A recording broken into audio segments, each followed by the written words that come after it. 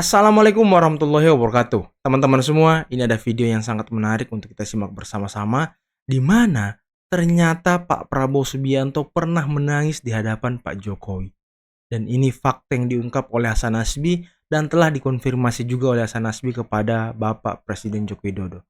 Oke, tanpa perlu berlama-lama lagi, berikut videonya. Dalam hati saya bilang, kalau saya pertanyaan-pertanyaan ini ekspektasi nih. Bayangan saya awal Pak Prabowo akan ngamuk nih, gebrak-gebrak meja, marah dan Karena stereotip Pak Prabowo dulu kan seperti itu ya, persepsi orang. Dalam kepala saya gitu. Emosional, temperamental, ya, gebrak-gebrak meja. Mungkin nggak mau jawab, nggak mau diskusi. Tapi itu pertemuan pertama itu mungkin sekitar 2 jam lebih, Mas. 2 jam lebih? 2 jam lebih. Diskusinya? Diskusinya. Di mana? Di rumah? Kartanegara? Di mana? Di kantor. Kemhan? Di Kemhan. Diskusi dia habis after office hour, jam 5, saya ketemu di sana, ngobrol. Semua pertanyaan yang keingat waktu itu gitu kan, memang kita nggak catat gitu. Yang keingat waktu itu saya lontarkan termasuk soal penculikan, termasuk soal macam-macam. Dia jawab dengan tenang, dengan sangat baik, dengan lugas menurut saya. Persoalan kita puas nggak puas kan urusan lain. Ya. Tapi ketika dia menjawab dengan tenang, straight to the point, nggak muter-muter, nggak marah, nggak gebrak meja sekalipun. Saya bilang, ada yang berubah nih gitu loh. Dari persepsi saya yang awal itu ada yang berubah itu loh. Itu aja udah bikin penilaian kita langsung putar itu. Mutarnya drastis, sembilan. Nggak marah Bapak ini gitu. Nggak emosi sama nggak seperti yang diduga ya? Nggak seperti yang diduga gitu. Nah, pertemuan kedua saya explore lagi. Ada pertemuan kedua? Pertemuan kedua itu saya explore lagi. Kembali di Kemhan? Di Kemhan lagi. Oke. Begitu lagi, tenang segala macam. Saya bilang, akhirnya sampai saya bilang, Pak, Bapak, ya saya bercanda aja, Bapak minum obat apa Pak? Saya tenang ini, saya bilang gitu. Dia cuma tepuk saya, kamu ini katanya. Iya, kayak gitu. Tapi dia bilang gitu, udahlah, saya diajak oleh Pak Jokowi itu sebuah jiwa besar yang luar biasa. Itu dia dijadikan Menteri Pertahanan, buat dia kehormatan dan martabat dia itu. Oh, ini kata beliau? Kata saya di ruangan ini diberhentikan. Sekarang saya kerja di ruangan itu. Di ruangan ini. Makanya ketika saya ajak Pak Jokowi ke sini, itu saya nangis. Gitu. Saya konfirmasi ke Pak Jokowi, benar nggak Pak Prabowo ngajak Pak Jokowi setelah dilantik kan ke ruangan kerja dia, dan dia nangis? Kata Pak Jokowi, benar. Berarti kan bukan yang dibikin-bikin, terkonfirmasi. Saya ini di ruangan ini saya disidang dan diberhentikan, dicopot tuh di ruangan ini. Sekarang saya kerja di ruangan ini. Menjadi orang nomor satu. Iya. Terus saya tanya, Pak, Bapak nggak pedih Pak menghadap habis Lebaran kan dia datang ke semua senior-senior dia. Termasuk yang mencat dia ya? Termasuk yang merekomendasikan pemberhentian dia. Terus dia bilang, ya tapi kan saya nggak kenapa-kenapa katanya. Saya benar nggak kenapa-kenapa. Iya, adalah susah-susah dikit dulu, tapi saya sekarang nggak kenapa-kenapa katanya. Saya sudah Menhan sekarang, ketua partai saya besar. Iya, coba kamu lihat kan saya nggak kenapa-kenapa. Terus kenapa saya harus dendam katanya? Nggak ada sedikit pun Pak, saya bilang. Terus dia bilang, dia gini, udah saya cari nggak ketemu katanya. Apanya? Dendam, benci itu udah. Saya bilang, beliau tuh lucu juga ya? Iya, saya udah cari-cari, nggak ketemu tuh katanya.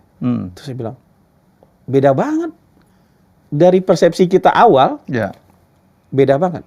Nah, pada proses itu Pak Jokowi itu kan juga ini selalu bilang tunggu dulu. Beliau belum memutuskan kan ya? Belum memutuskan, belum. Tapi kan antara Ganjar atau Prabowo. Tapi kan April itu 21 April Ganjar sudah diumumkan. Tapi Pak Jokowi tetap bilang tunggu dulu. Saya bilang, kalau begini, ya udah. Saya tanya sama Pak Jokowi deh. Bulan Juli saya menghadap Pak Jokowi. Bulan Juli saya menghadap Pak Jokowi. Minta izin. Pak, kalau boleh Pak, saya sebenarnya ikut Bapak aja. Arah kemana? Pak Jokowi bilang, ya terserah Pak Hasan. Mau kemana? Bebas kok katanya. Pak, kalau saya mendukung Pak Prabowo, kira-kira Bapak berkenan nggak? Gitu. Bukan klaim. Kalau yang lain kan fitakompli, Pak, kami mendukung Pak ini. Pak, kira-kira kalau saya dukung Pak Prabowo, Bapak kira-kira berkenan nggak? Pak Jokowi cuma saya udah tahu kamu mau ke sana katanya. Saya udah tahu kamu mau ke sana katanya. Saya bilang, oh iya terima kasih. Terus dengan senang saya lapor. Pak, saya mau dikontrak, nggak dikontrak, saya mau dukung Bapak. Saya declare ke Pak Prabowo. Itu lebih dari sekali. Saya bilang, dia bilang terima kasih. Ya, boleh nggak Pak walaupun misalnya sudah ada pernah interview soal penculikan, saya boleh tanya nggak Pak? Berapa orang sih yang diamankan oleh tim Mawar itu? Iya. Sebelum kita lanjut, jangan lupa teman-teman untuk like, subscribe, dan share videonya agar para pembenci Prabowo, para pembenci Jokowi melihat video ini dan kepala serta pikirannya terbuka lebar melihat seperti apa kepribadian tulus dari Presiden Jokowi serta Prabowo, teman-teman. Oke, tanpa perlu berlama-lama lagi, mari kita lanjut videonya berikut ini. Terus apa jawab beliau? Dia bilang 9. Kan ada yang bilang 13 Pak, ada yang bilang 20, ada yang bilang sekian, ada yang masih 9 katanya. Begitu saya tahu ada yang diamankan dan segala macam, saya suruh pulangin katanya. Saya suruh pulangin, dan pulanginnya harus ke rumah atau ke kantor polisi. Diantar langsung. Diantar langsung. Kalau yang lain-lain tuh enggak katanya. Kan masih dituduh bahwa masih ada yang belum kembali. Iya, tuh. tapi itu bukan dari bukan timnya dari dia. Bukan dari tim dia. Kenapa harus diantar langsung, Pak? Di masa itu katanya. Kalau kamu habis ngamanin orang, kamu lepas keluar dari markas komando, diambil sama orang lain katanya. Kamu jadi tertuduh katanya. Makanya saya antar ke rumah, yang 4 saya antar ke rumah. Siapa aja itu ya? Itu salah satunya Pius tuh, kalau nggak salah diantar ke rumah. Lustri Lanang, ya. Kan ada Pius, Faisal Reza, ada Haryanto Taslam, nggak termasuk Budiman tuh. Budiman tuh orang lain tuh, kayak gitu-gitu. Oh gitu? Iya. Nah terus diantar, ada yang diantar ke Polda. Kalau antar ke Polda kan ada berita acara serah terima, biar dikembalikan ke. Jadi 9 Pak, 9 katanya. Kalau yang lain, ya saya nggak tahu. Bukan nggak tahu, saya tahu tapi saya nggak mau bicara. Beliau ini kan nggak mau jelek-jelekin orang. Nggak mau. Ini semangat korps. Luar biasa. Iya, kita tahu lah katanya. Tapi saya nggak mungkin bicara. Gitu. Jadi Bapak terima aja nih, Bapak disalah-salahin. Ya sudah. Mau diapain? Mau diapain lagi katanya. Nah, pada saat itu saya bilang, loh Bapak ini menerima jadi tumbal dong. Dia bilang, saya kan nggak kenapa-kenapa. Jadi jawabannya sering gitu. Saya kan sekarang nggak kenapa-kenapa. Kita lanjut. Beliau ngaku nggak kalau beliau itu melakukan itu atas perintah ya? Atau inisiatif sendiri?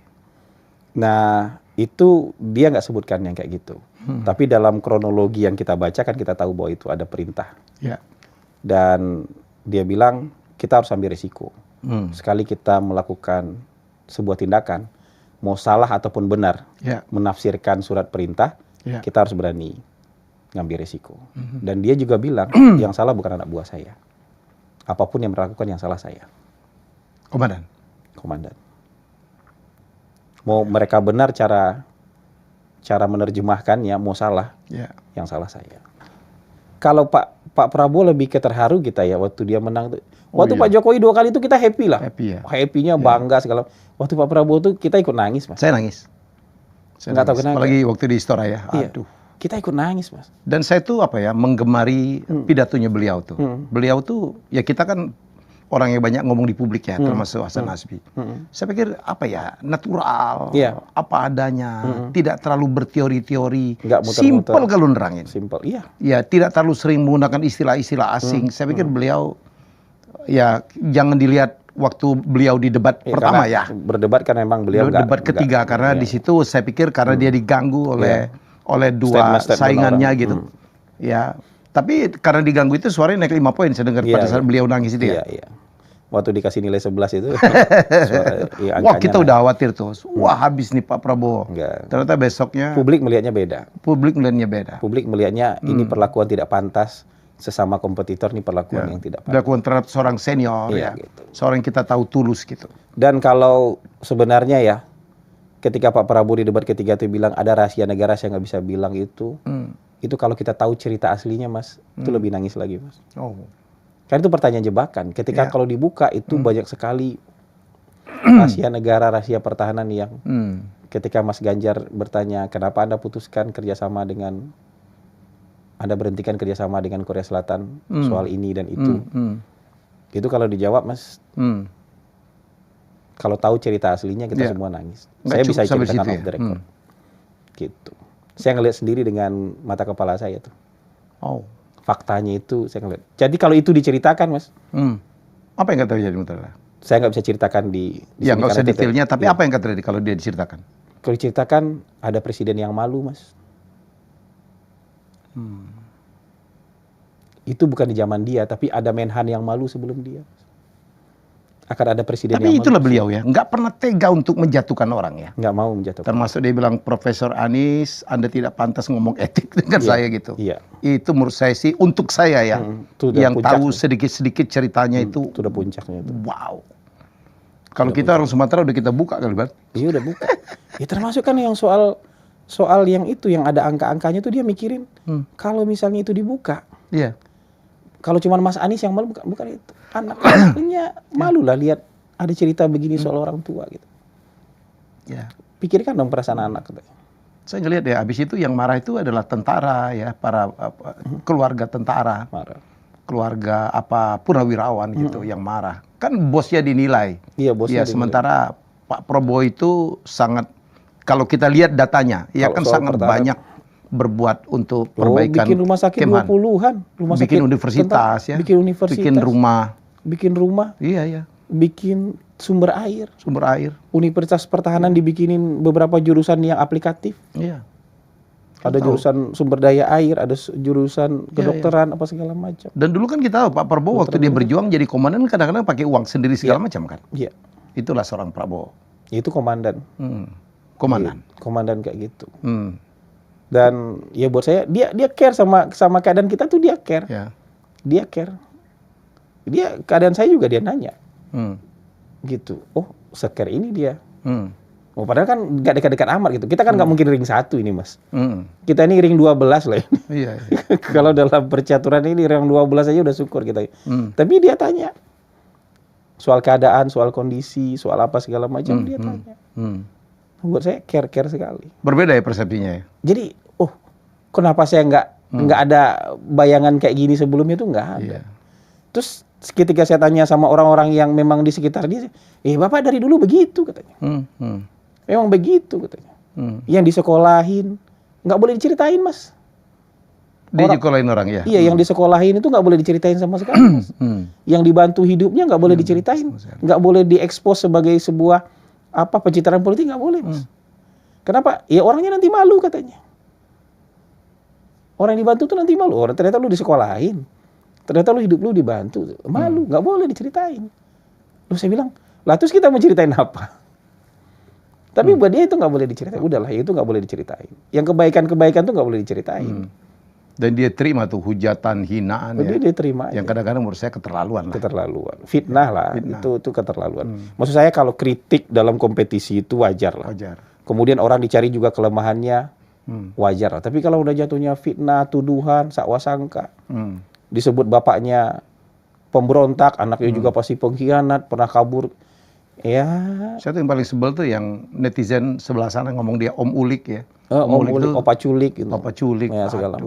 Pak Prabowo comply dengan demokrasi udah 20 tahun. Ada nggak satu orang yang pernah dituntut oleh Pak Prabowo karena menjelek-jelekan dia? Misalnya saya dulu nih menjelek-jelekan Prabowo, ada nggak saya dituntut? Lapor polisi nggak ada, Mas. Atau Mas Helmi pernah mungkin mengkritik, pernah nggak dilaporin? Jelek-jelekin. Misalnya ya, menyudutkan, pernah nggak dilaporin? Nggak ada kan yang dilaporin.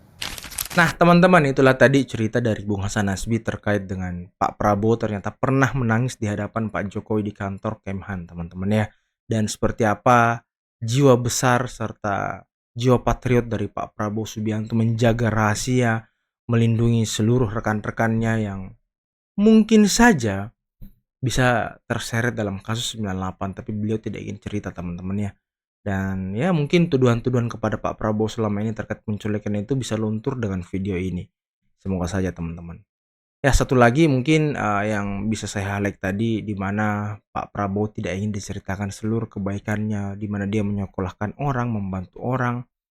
Beliau tidak ingin hal tersebut dijadikan bahan kampanye politik, teman-teman. Dan ini saya pikir salah satu pemimpin yang sangat luar biasa ya. Dia ingin menyembunyikan kebaikan-kebaikannya dan beliau tidak pernah mempermasalahkan, memproses, memenjarakan orang yang selama ini memfitnah dirinya.